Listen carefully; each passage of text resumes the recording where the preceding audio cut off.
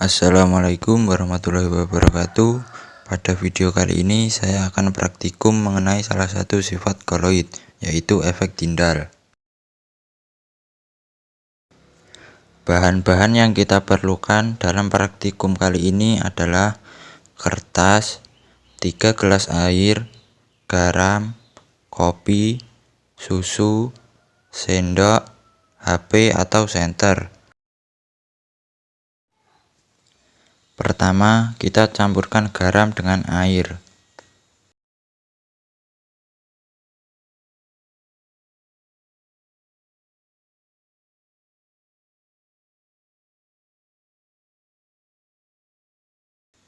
Kemudian kita aduk hingga merata.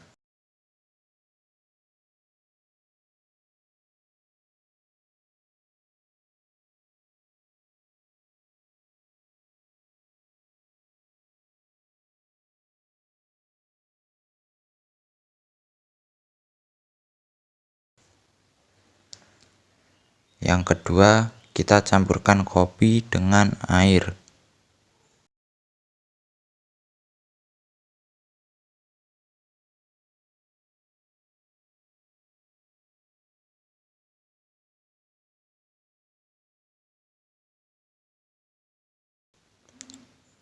Lalu kita aduk hingga merata.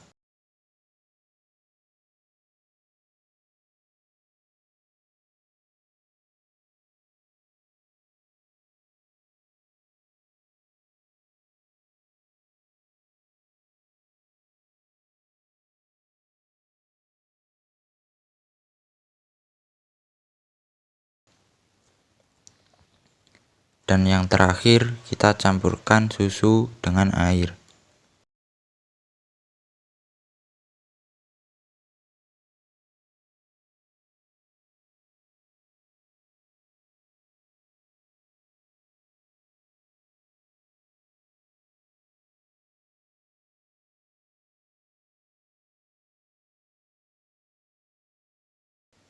Kita aduk juga hingga merata.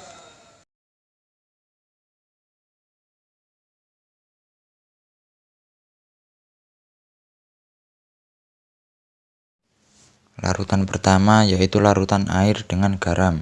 Jelas terlihat berwarna bening hingga tidak terlihat lagi dua partikel antara garam dan air. Larutan ini termasuk larutan homogen. Larutan kedua berupa larutan kopi dengan air, di mana jika didiamkan akan menjadi endapan. Dan yang ketiga merupakan larutan susu dengan air. Larutan ini berwarna, namun larutan ini termasuk dalam larutan homogen. Percobaan menggunakan senter. Larutan pertama merupakan larutan garam dan air. Kita senteri larutan tersebut dan dapat dilihat bahwa cahaya tembus ke kertas yang berada setelah gelas. Maka larutan ini dapat meneruskan cahaya dan terbukti larutan ini merupakan larutan homogen.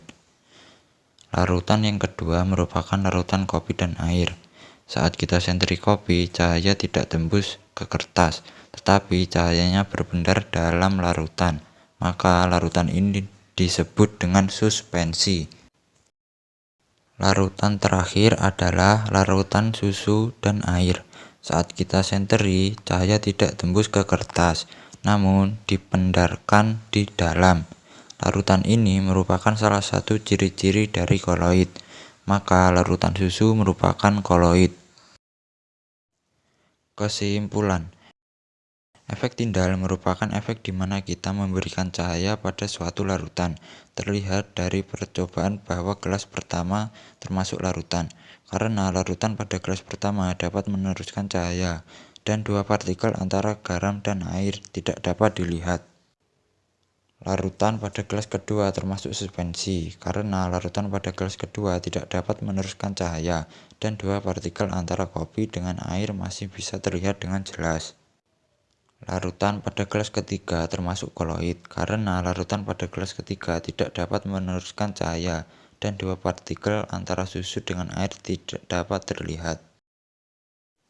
Sekian yang bisa saya sampaikan. Bila ada kekurangan atau salah kata, saya mohon maaf.